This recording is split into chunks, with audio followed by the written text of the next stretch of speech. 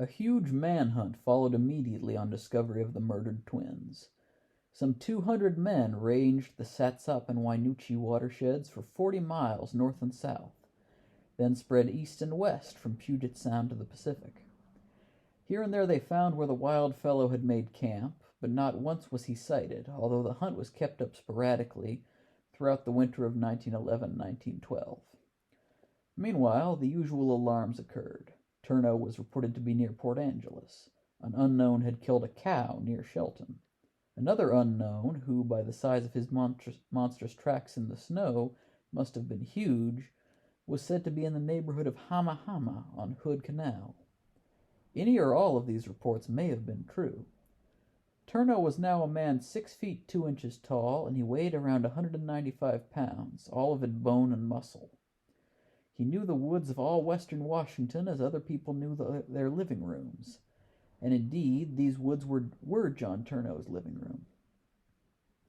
He traveled through the timber, hunters said, swiftly and with no more noise than the soft whish of an owl.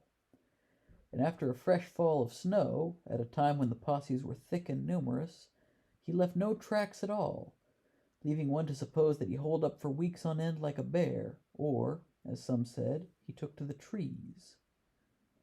In fact, one M.L. Swanson, a log bucker of stout back and of no imagination whatever, came into a camp one night in a condition bordering on hysteria.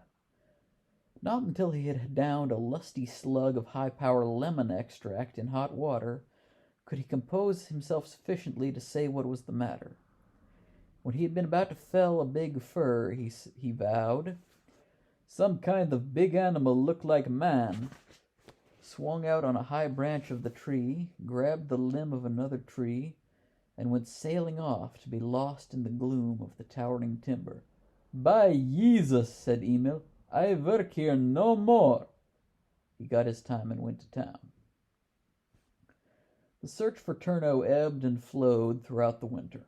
Then, on March 2nd, 1912, a word came out with a prospector that Turno had made camp at a bend of the river, far up the Satsop, known as the Oxbow. Colin Mackenzie, the deputy sheriff who found the Bower twins, and A.V. Elmer, deputy game warden, started into the Oxbow country to get Turno. They did not return. 13 days later, a searching party found the bodies of the two missing men. Each had been drilled once through the forehead, and an attempt made to bury them in a shallow trench dug in the form of a T. Most of the dead men's clothing had been removed. Their rifles and ammunition were gone. The hunt for Turno now engaged the authorities of 3 counties. Rewards for the man, dead or alive, totaled $5,000, and hundreds of citizens joined the hunt. Not since the time of Harry Tracy and Dave Merrill had a manhunt of such proportions been on. The searchers used caution, too, for they knew they were pitted against a half-human animal who not only was deranged, but who knew almost every acre of the large territory he had chosen for his home. The usual alarms again occurred. The wild men of the Olympics, as the press now called him, was reported seen simultaneously in widely separated places. Loggers at the Simpson camps, nearly in the center of the region most favored by Turno, took pains not to be found strolling quietly and alone through the woods. Southwest Washington, and in fact a good part of the Olympic Peninsula, had the Turno jitters. If you didn't know the country of John Turno, you might think it odd that more than 1,200 men, most of them expert woodsmen, failed so much as to get sight of the wild man in a year's time of hunting. But Turno had the craftiness of a cougar, and his domain was wide and wild. In 1912, it was pretty much virgin timber, not pines of park-like aspect, but a dense jungle of tall fir and cedar and spruce and hemlock, growing close together and with their bases set in vines and underbrush of almost tropical lushness. Somewhere in that savage country the wild man spent the winter of 1912-1913, seen by no one. Not a track of his was found. Spring came on, and the manhunt continued without abating. On April 16, 1913, almost 2 years after the murder of the Bower twins, and more than a year after the killing of Mackenzie and Elmer, Deputy Giles Quimby sighted a small wickiup, or rude shelter of bark, in a natural clearing by a tiny lake, perhaps a mile from the scene of the last two killings. With Quimby were two trappers, Louis Blair and Charles Lathrop, who had turned man-hunters with the $5,000 reward in mind. The three men were certain they had stumbled onto a hiding place of the wild man. But was Turno there in the hut? They withdrew to a safe distance to consider the matter, and after a brief council of war decided to approach the hut from three directions. They began the advance, slowly, cautiously, and as quietly, or almost as quietly, as a cougar stalking a deer, their rifles cocked.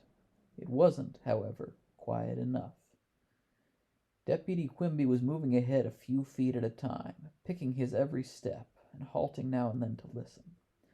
He heard nothing at all, until a blast of gunfire suddenly shattered the wood silence. At the same instant he heard the crashing of brush, and looked to see Louis Blair tumble headlong, blood gushing horribly from what had been his face. Quimby's gun was at his shoulder. For a flash he saw a great head and an ugly bearded face pop out from behind a fir. Quimby fired. The head disappeared. Quimby knew the head belonged to John Turno, but had he hit it with his shot? Quimby couldn't know for a few moments. He listened, straining every sense to penetrate the deathly silence. Then came another shattering blast. Charles Lathrop threw up his arms, gave one agonized cry, and went tumbling to the ground. Again the ugly head and face peered from behind the fir tree. Quimby fired instantly, again and again, until his gun was empty. He crouched down to reload. He knew he was alone now, with the wild man. With his rifle once more ready, Quimby peered around the tree he was using for protection. He saw that his tree had been chipped by bullets, and knew then that Turno had also been shooting at him, though Quimby had been too busy to notice. He looked at the tree where Turno was hiding and could see that it had been chipped by his own bullets. But, and it was rather important to know, had one of his bullets hit Turno? Deputy Quimby couldn't know. He pondered. All was silent in and around the glade. That is, silent except for the worried sniffing of two hounds belonging to Blair and Lathrop. Quimby could hear the animals whining in wonder at the sudden smell and aspect of death. But of Blair or Lathrop or Turno, Quimby could hear nothing, for probably 5 minutes, which Quimby later declared to have seemed an age. The deputy listened.